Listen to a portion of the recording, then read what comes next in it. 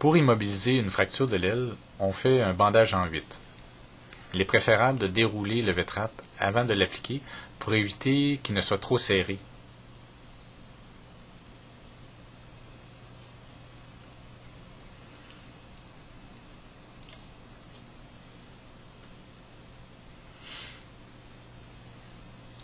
On prend l'aile avec l'ensemble des longues plumes.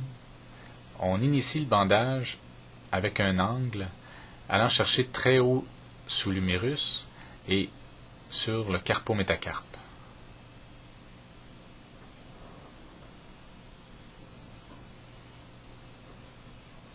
On effectue un tour et demi avant d'aller chercher le radius et l'ulna. Donc, on a complété le tour et demi. On revient chercher le poignet par le radius ulna entre finalement le poignet et l'épaule.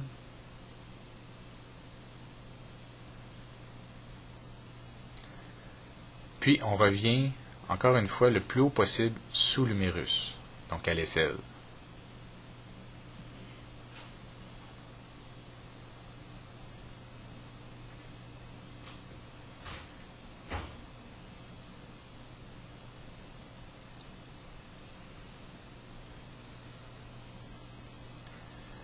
Puis on couvre les plumes du poignet pour compléter le bandage.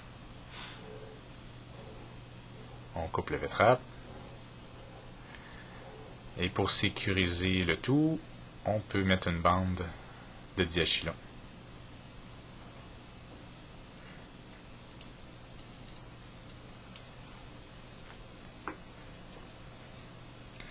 Dans le cas d'une fracture de l'humérus, il est important de faire un bandage de quart.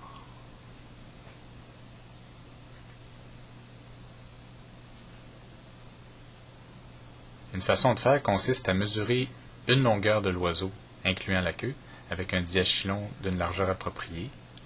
Puis on colle ensuite une seconde longueur, un peu plus courte, pour garder une surface collante aux deux extrémités. On part ce bandage de la même façon que le bandage en 8, très haut sous l'humérus. On l'applique la surface collante sur le bandage en 8. Ensuite, on passe par-dessus le bandage, par-dessus le corps, sous l'humérus de l'autre aile, encore une fois très haut sous l'humérus, sur le dos. Puis finalement, on revient coller sur le bandage en 8. Il faut s'assurer d'être en mesure de passer 2 doigts sous le bandage pour éviter de trop serrer la cage thoracique et nuire à la respiration. Et aussi éviter de nuire aux pattes. Donc la flexion des pattes ici montre que ça ne nuit pas à l'oiseau. L'objectif est d'empêcher l'oiseau de pouvoir faire des mouvements d'amplitude avec son aile fracturée et d'empirer sa blessure.